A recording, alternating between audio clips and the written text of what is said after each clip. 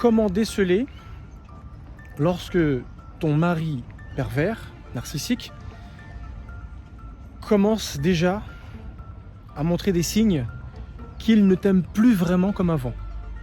En tout cas, que ça a beaucoup changé. Et j'ai envie de te dire que cette vidéo, elle est autant pour les hommes pervers que les hommes tout court.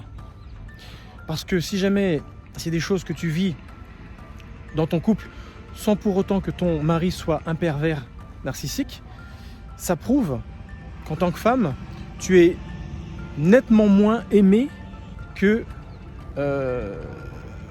au tout début de ta relation avec ton mari, ton compagnon, ton fiancé, etc., etc.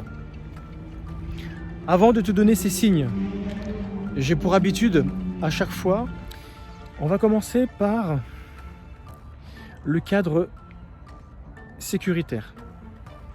Je te rappelle qu'une femme, ses besoins fondamentaux sont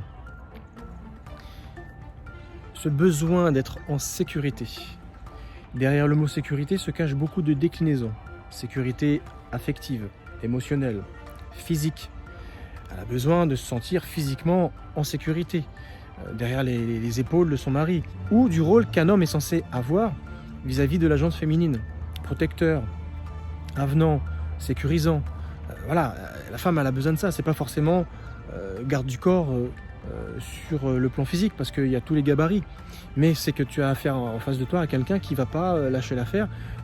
Tu touches pas ma famille, tu touches pas ma progéniture, tu touches pas ma femme, tout de suite il va sortir l'écrou, il va te protéger, tu vois. C'est dans ce sens-là quand je dis déclinaison de la sécurité physique, mais également une sécurité financière, une sécurité sur le plan du statut social. Une femme a besoin de ces choses. Donc tu vois toutes les déclinaisons qu'il y a derrière le mot sécurité, on peut aller très loin. Et la femme en a besoin. C'est un besoin, c'est comme ça qu'elle est ainsi faite. Et toute génération confondue, toute époque, la femme aura toujours besoin de cela. Autre chose qu'une femme a besoin, parce qu'en tout, il y en a trois. Contrairement à l'homme où il y en a un, chez la femme, il y en a trois. Les femmes sont beaucoup plus demandeuses, elles ont beaucoup plus d'exigences et elles ont beaucoup plus de besoins que les hommes. Après la sécurité, il y a la compréhension. Une femme a besoin d'être comprise. Et pour cela, elle s'exprime.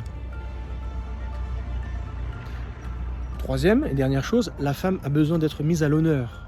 Elle a besoin qu'on dise du bien de ce qu'elle est, ce qu'elle fait et des efforts qu'elle essaie de mettre en place.